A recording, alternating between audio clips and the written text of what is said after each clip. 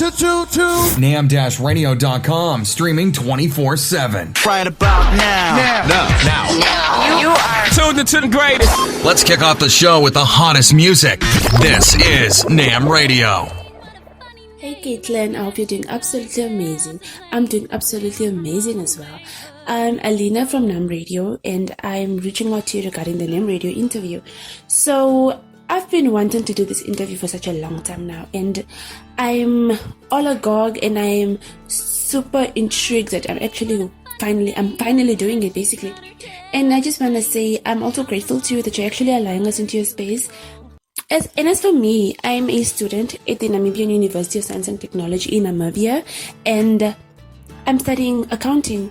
So this is an internship of mine that I'm doing at NAM Radio, because I also have a passion for radio, and I have a passion for talking to people. I have a passion for people in general. So you're actually my first interviewee, and I hope this interview is a success, because I need this, because I want to fulfill my duties as a passionate person for radio, and I feel like you being my first interview will be the top notch of that. You will help me achieve that, and I'm so thankful once again for allowing me into your space. Thank you so much, and I hope this interview is a bubble, and I hope we blow our minds out of each other with relevant information, basically. Thank you so much, Caitlin. So let's just get right into it. Well, that's so awesome, and I'm really honored to be your very first interview. And before we get into the questions, I just want to say how awesome that is that you're pursuing radio and your passion while you're in school. I know exactly what that's like to try to juggle your passions while being a full-time student, and I just want to say that I think you're doing everything right. Always do as much as you possibly can, and eventually whatever you're supposed to be doing will ultimately shine through. Well, Caitlin, a little bird informed me that you've been doing piano lessons at the age 3, and I'm quite surprised that a 3-year-old could know much about music, any piano to be specific. So I want to know, how long have you actually been doing music for, and who introduced you to the piano? Because when I was 3 years old, I don't remember what I did much, but I guess I used to throw toys around the house and let my parents pick them up, because I was that clumsy, and you were quite different from the rest of the toddlers out there.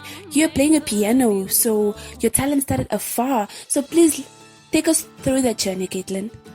Oh my gosh. Well, I wish I could say that that's true and I was unlike any other toddler, but the truth is there are old home videos of me making faces behind my piano teacher's back while she's trying to teach me. So I was still your typical toddler, I'd say. But the people that introduced me to the piano was actually my parents. They always believed in showing my brother and I from a very early age just a lot of different things so that we could really figure out where our true passions lie, and then from there pursue those. And so they always believed in putting us in as many sports and lessons, whatever, we really showed an interest in at a young age, so that we could really see what we wanted to do and what we loved and what we didn't like. And so they put me in lessons at the age of 3, and I just kind of combined my piano lessons with singing. And I would sing The Little Mermaid. Look at this stuff, isn't it neat? Wouldn't you think my collection's complete? And I remember that I just really enjoyed the singing part a lot more than the piano part. And now looking back on it, I really wish I would have stayed with the piano piece. But ultimately, singing became a huge passion of mine, and that's really what I ended up running with. When you're 15 years old, just a 15-year-old teenager, mind you, you auditioned for American Idol and you received a golden ticket to Hollywood. How amazing was that? Did that experience take you by surprise, or were you already expecting it? And did that experience somehow contribute in boosting your self-confidence? Because as many teenagers out there, we suffer from self-confidence. Our self-confidence is very low, and we are afraid to take on challenges because we think we are going to be judged too harshly. So how was that like for you as a 15-year-old teenager? And I want to know about your support system. Was it there for you 100%? And were you not afraid to receive a no? Because American Idol is a big platform. Yes, I mean, I still remember how nervous I was to audition for American Idol. I was 15, and it was the very first year that they had changed the age from 16 to 15. So I was by far one of the youngest contestants there, and I was just really terrified. I mean, I had my friends and family there waiting to see if I was going to get a golden ticket. Everyone at my school knew I was auditioning, and so there was definitely a lot of pressure there. But I definitely learned a very important lesson that day that I still carry throughout my life, and anything I do now, I always think about this, that you really can't let one person's opinion of you dictate what you do for the rest of your life. And I think that's so important because there are many contestants there that, they were hearing no in a neighboring state, and then they were going to the very next audition in a different state and they were hearing yes. And so I think that's so important to remember that if you hear one no, don't let it get you down. Just look at it as a means to getting you closer to that yes that you ultimately want. And, any successful person in life, they have a million stories about all the no's they've heard. And it's those people that become successful or those that have heard a million no's, and don't let those no's get them down, but look at them as a means to getting them closer to that yes that they're looking for. You also represented your state as Miss Colorado Outstanding Teen in 2013. How did that come about? You're also a model for two agencies, which is the NXT model out of Denver and Alice Laura models out of Dallas. Is being a model a smooth sail for you, or do you have difficulties maintaining your body or following a certain diet so that you can keep in shape? And do you perhaps work out too? Because as for me, I tried working out. Mind you, it didn't last because my body was sore. I was discouraged. I felt like I was going to die, and I was so lazy. Sometimes work will take over, schoolwork will take over, and I'll just be like, you know what, I'm going to skip a day. Skipping a day turns into 2 days, and 2 days turns into a week, and I just lose interest. So how do you maintain that? How do you keep your body in shape? And as a model as well, the diets that you follow, don't you get tempted to try out new things perhaps? Don't you get cravings? Because I cannot diet to save my life. Those are great questions. To go back and answer your question about Miss Colorado, the way I got introduced to the whole pageant system was actually my mom. She was Miss Colorado in 1992, I believe. And so it was something I always kind of grew up around. I never did your toddlers and tiaras type thing. I actually didn't even compete in my first pageant until I was 17 years old. And I just was really lucky with that one and ended up winning my first try. And I went on to Miss America's Outstanding Teen and was a finalist there. And the real reason that kind of sparked my interest in pageantry is in the Miss America system, your talent is 50% of your overall score. And so singing was really what got me into it. I wanted to be able to perform for a really large group of people in a competition setting at the Ellie Calkins Opera House, which was an amazing venue in Colorado. And so that's really why I competed in Miss Colorado. And then your question about modeling. So I don't know if I'm the best person to ask about dieting and exercising because I'm honestly not very good at it. My favorite workout, though, if you ever get the chance to try it, is Pure Barre. That's the one thing that I really got into for a year. I would go every single day, and I loved it. So I really want to get back into that. And with dieting, I mean, they say, what you put in your body is really the majority of how you lose weight or maintain weight, that with working out. And so I always try to just do everything in moderation. I really don't have a diet. If I want a cookie or if I want a brownie or if I want that pasta, I do eat it. I just try not to overindulge. But yeah, honestly, I'm probably not the best person to ask about that. Well, Caitlin, I must say you're a lady of many talents because now you're also an actress and you've done quite a few roles for yourself. One of them being a series called Blackish. Would you say this was your first big break in the filming industry, and how was that experience like? Can we expect more roles from you anytime soon? Maybe something bigger? We are dying to see you on our screens, by the way. You are so sweet for saying that. I hope you see me on your screen one day too. But no, actually, so Blackish was not the first thing I ever did with acting. The first thing, the big role I landed was when I was 12 years old. I did a national Kellogg's Frosted Flakes commercial where I was playing tennis with Tony the Tiger, and I got to sing the theme song. Everywhere we go, people want to know who we are, so we tell them. So that was the first thing I got to do, and I gained my SAG card through that. And then after that, when I was in high school, I booked a Doritos commercial for the Super Bowl. And I played this guy's girlfriend, and his little brother didn't like that his older brother had a girlfriend. He was spending all his time with me, and so he turned me into a bag of Doritos, and he was dressed up as a magician, and it was a really cool commercial. And then I got Blackish when I was in college, and I was a co-star on that ABC sitcom, which was amazing. I had my own trailer, stylist, makeup artist. It was really awesome. So I mean, I absolutely love acting, and I hope to have that continue to be a part of my life. And I think right now I'm more focused on singing, but I think that in the future, acting could definitely become a big part of my life once again. And I think singing and acting kind of do go hand in hand. You can just look at Reba McEntire. You know, she had her own TV show, and so I always want to leave that possibility open. And I think both are kind of in the creative realm, and I'm a very creative person. So, yeah, I mean, I would definitely keep that as an option in the future.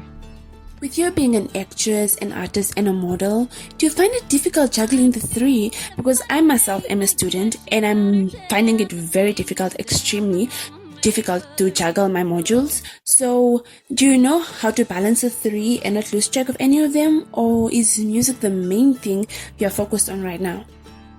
Yes, I mean, I've definitely found it difficult juggling the three at times. I remember when I was a student at Pepperdine University, when I would get an acting audition, I would be so mad, which is funny because usually you're like jumping for joy. But, you know, there were some days that I was so stressed with school, and I would have a test, and an audition would come in, and it would be like a 30-page script I had to memorize on top of studying for an exam, and I'd have to miss school and somehow get myself to LA. And so I remember it, you know, at times being very overwhelming. But in hindsight, looking back on it, I think it's so important to keep different things going on in your life, because you never know which one will take off, and you never know how later on, no matter what you're doing, how that's going to impact you and help you. For example, even though I'm focusing more on my music career right now, whenever I shoot my music video, my acting skills come into play and really help me. And, you know, I'm able to work with those directors and feel confident because I've been in those situations before. So yeah, I mean, it's definitely overwhelming at times, but it's very rewarding, and I would say always pursue as many things interest you. Keep those things around because you'll be better off in the long run. Let's take a look at some of your academic achievements. You went to Pepperdine University, Malibu, California, where you graduated magna cum laude with a degree in philosophy and emphasis in vocal performance, and a certificate from Pepperdine's Law School in conflict management and dispute resolution. Caitlin, you keep on blowing our minds as this interview goes. Those are quite some achievements out there. I must say congratulations. Was there a certain route you wanted to take before music? Perhaps become a lawyer or something? And why didn't you pursue it? Well, thank you. I really appreciate you saying that. Yeah, so I was actually, the reason I was a philosophy major in undergrad and was able to take classes up at Pepperdine Law School and graduate with a certificate was because I was going to go to law school after that and become an entertainment lawyer. I always knew I wanted to be in the music industry, but, you know, the logical side of my brain was really like, you know, you gotta be able to make money, and so I thought going to law school would be the best way to do that and the most logical way to still be in the music industry. And so I was actually, after I graduated college, I was taking a gap year and just studying for the LSAT, working 9-hour days as a nanny at the same time, and I was just completely exhausted. And I really missed having music in my life. You know, I had gone from college where I was in choir every single day, had vocal private lessons twice a week, and then I went from that to having absolutely no music and never singing. And so I decided that I needed to bring that back into my life, and I just started posting fun videos on my Instagram, singing different cover songs. And actually, the first cover song I ever posted was Millionaire by Stapleton, and it ended up flagging the attention of a producer here in Nashville. And at the time, I had never even, I'd never been to Nashville. I didn't even know it was such a music hub. And he invited me to come down for the weekend and record some music. They talked about how I would kind of be their breakout artist, and they would kind of back me and help me start a music career because they just really believed in me and my voice. And so I decided to go ahead and do that. I came out to Nashville last October, about a year ago, and recorded 4 songs. And I released my first single in February, and it flagged the attention of CMT. They put it on their website. They put up my music video. So that was just kind of reassurance that on my very first single, CMT believed in me. And I was getting so much success with that I just thought, what, law school can wait. But my dreams and this opportunity to pursue a music career won't always be here. And so my life just took a huge turn in the last year, and here I am. Let's dive into the music now. Don't mind me, I can't sing to save my life. So, how many songs or albums have you released to date? Because I must say, there's Blue, there's Let Love Die, you've got Get Loud With Me, you have Make You Feel My Love, you have Dreaming, you have Imogen, you have quite a number of songs, and they are all amazing. So I want to know how many songs or albums have you released, because girl, there are a lot, and they are amazing thus far. Well, awesome. I'm so happy that you were enjoying the songs I've released. So, starting in February of this year, I have released 5 singles since, and I'm just keeping it going.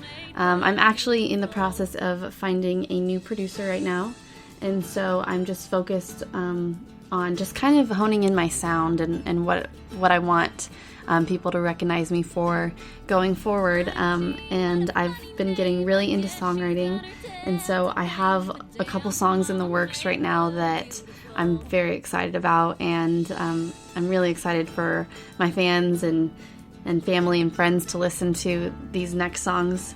And so hopefully they'll be coming out within, the next couple of months. I'm just working on getting them together and sounding the way I want them to sound. But yeah, I just really excited to share this new music with the world and see what they think of it.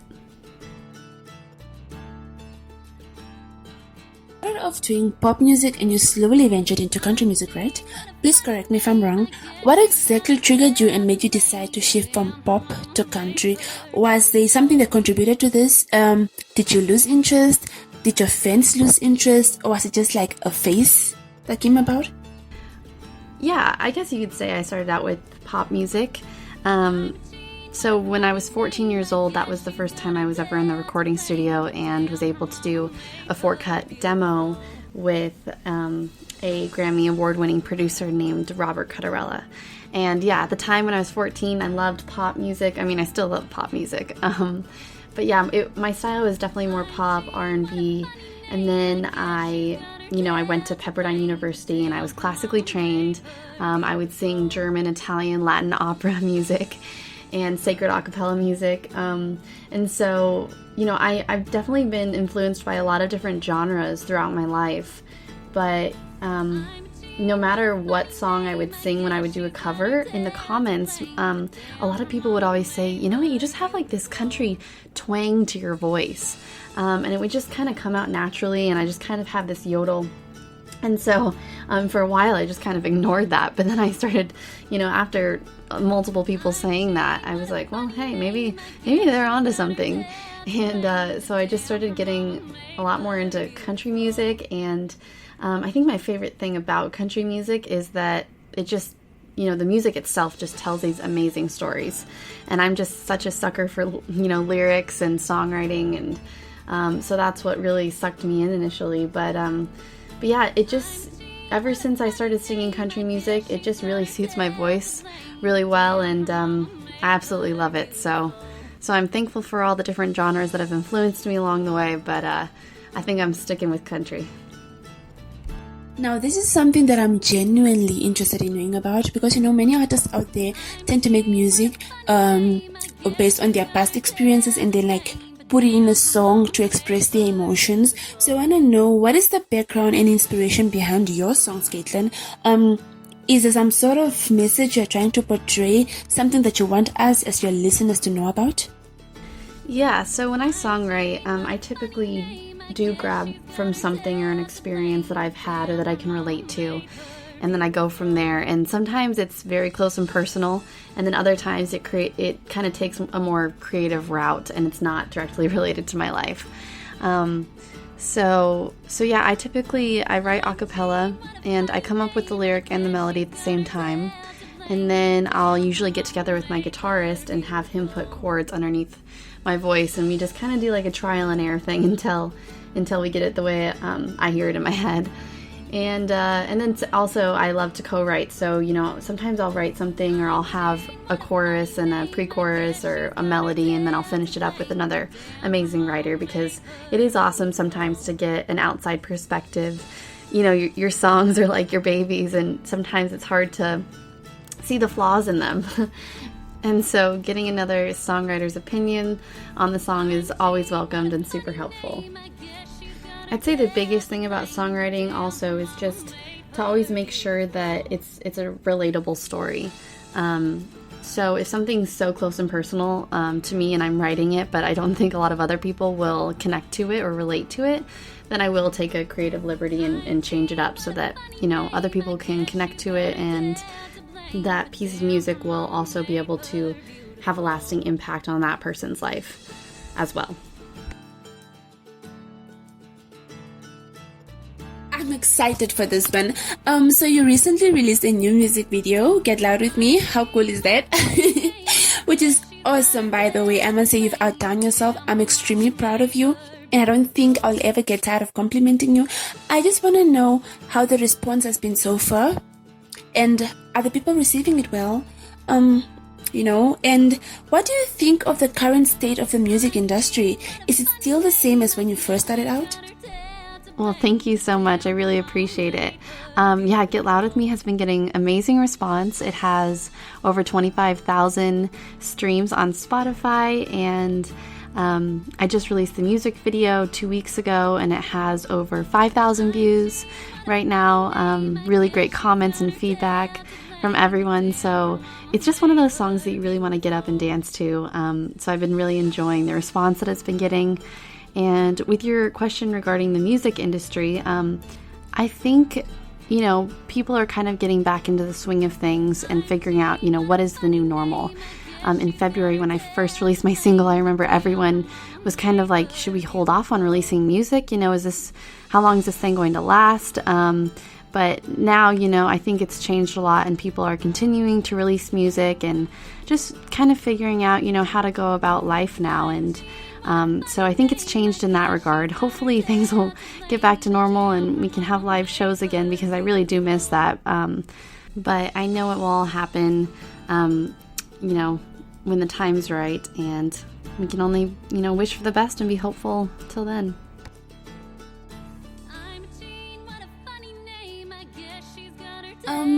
I listened to one of the interviews you had with Stacey Towers. I hope I'm pronouncing her name right. And you freely spoke about how much you look up to Dolly Parton and how she's one of the women that truly inspire you. So, if you had an opportunity to make a song with her, would you take that opportunity? And here's the fun part. What do you think the title of the song would be? This is a very difficult one, because it will be a legendary song at the end of the day, because two great people are coming together. So would the title be like Dolly versus Caitlin something, or I don't know. I really suck at titles, so please tell us what the title of the song would be if you had a chance to collaborate with Dolly Parton.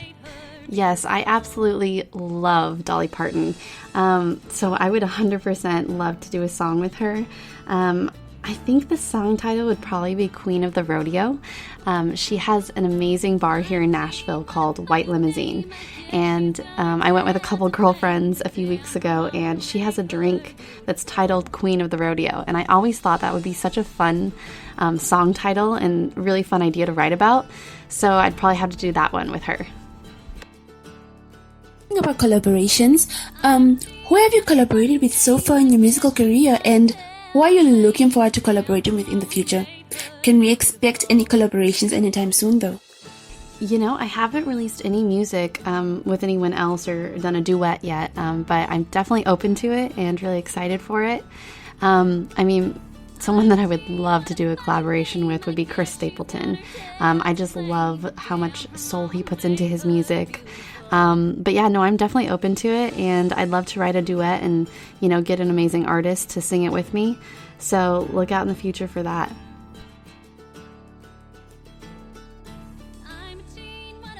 All artists sing to create a certain bond with their fans, right? And to showcase their talent. So I want to know what actually differentiates you from other artists. Yeah, that's a great question. I think there are a couple of things. I think one, having a classical background and having that training really separates me from a lot of other country artists.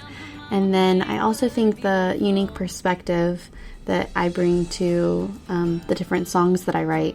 And I think that's true for a lot of artists. You know, everyone has their own perspective and own life story that they're able to bring to the table, which is really amazing. And I think it's awesome to, you know, be able to hear the different perspectives and different life stories from a lot of different artists and people around the world. Let me tell you a little bit, something about myself, okay? I love R&B music. I listen to hip-hop here and there. I love pop as well. I love trap, and I think I must say I love everything, basically. I love all sorts of music. So now, here's a chance for you to tell us what you love. Tell us what kind of music speaks to your soul, and what is the first ever album you've purchased? Who was it from? I want to know who first stole your heart in this music industry. Well, I love all different types of music as well. And I think that's why I had such a hard time when I first started singing, figuring out what kind of music I wanted to do. And so I started out in pop, and then I went to, you know, more classical music, and now I'm in country music. And so, yeah, I mean, I'm trying to think the first album I ever purchased. You know what? It was probably Bonnie Raitt, the first made me fall in love with music. My dad is a huge Bonnie Raitt fan, and I grew up listening to her music. In particularly, my favorite song of hers is I Can't Make You Love Me. And it was actually the song I auditioned for American Idol with when I was 15. And she's just been someone who has always influenced the way I sing music, the way I write my lyrics. I think she is so talented in the songwriting aspect and the artist aspect. And yeah, I think I would definitely have to say Bonnie Raitt was the first one who really just made me fall in love with music. Here is yet another difficult question, and personally, I want to know the answer. From all the songs you've made thus far, which one would you say is your most favorite, and why? I know it's difficult choosing from your own, but you gotta tell us. We want to know. You know what? I have a couple in the works right now that I'm so excited about that I think those might be my favorite of all time. But if I have to think about ones that I've already released, I would have to say that Blue will always have a special place in my heart because it really was the first single I ever put out to the world and the one that really gave me the confidence to step into that part of myself. So I think I'd have to say Blue for that one. If you are not making music, let's say on a lazy Sunday perhaps, what other interests or hobbies do you have? Are you an outdoor or an indoor kind of person? What kind of vibe do you bring in? Yes, I absolutely love the outdoors. Being from Colorado, I was really used to, going on hikes and having the mountains right out my back door, so I got spoiled there. But some other hobbies I really enjoy. I'm a really big painter. I love painting. I love drawing. I almost ended up going to design school, actually, to be a fashion designer, so that's definitely another side of me. I think I'm just a very creative person, so if it's anything that I get to, make something with my hands or do pottery or paint, I'm all about it.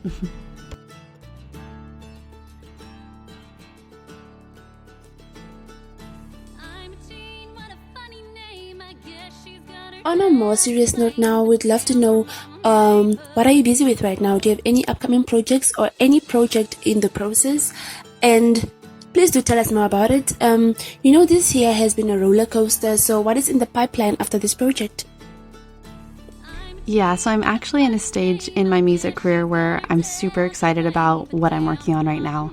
A lot of the songs are songs that I wrote or co-wrote, and I'm just really having a more creative say in this music, and I'm working on having a more cohesive sound, so that when you turn on the radio, you can tell without seeing the name, like, oh, that's Caitlin Quisenberry.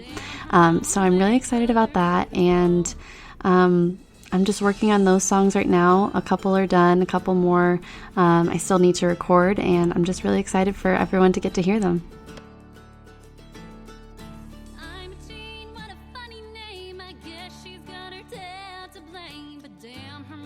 Oh, I'm getting really sad now because we're slowly but surely reaching the end of our interview, and I loved it.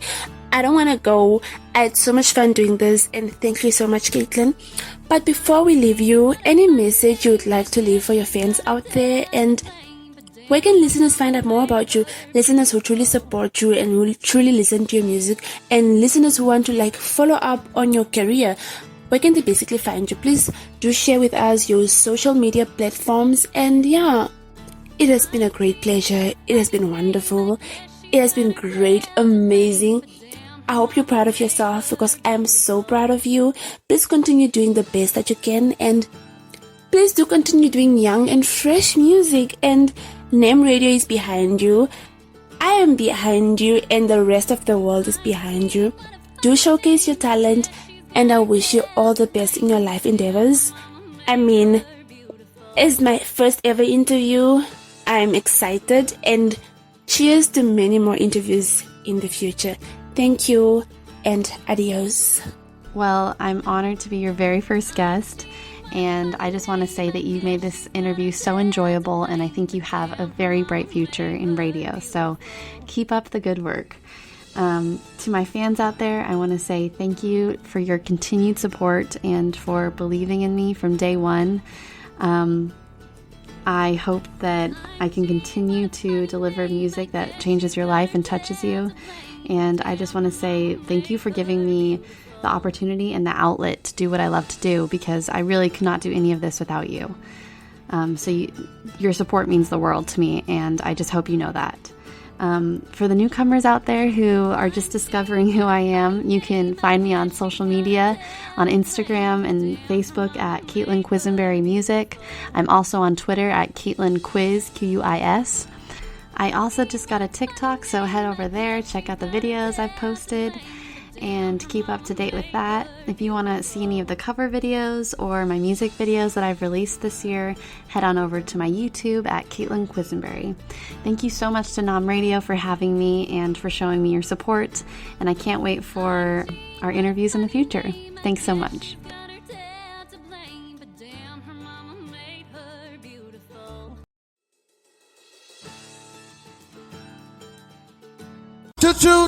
NAM-radio.com, streaming 24/7.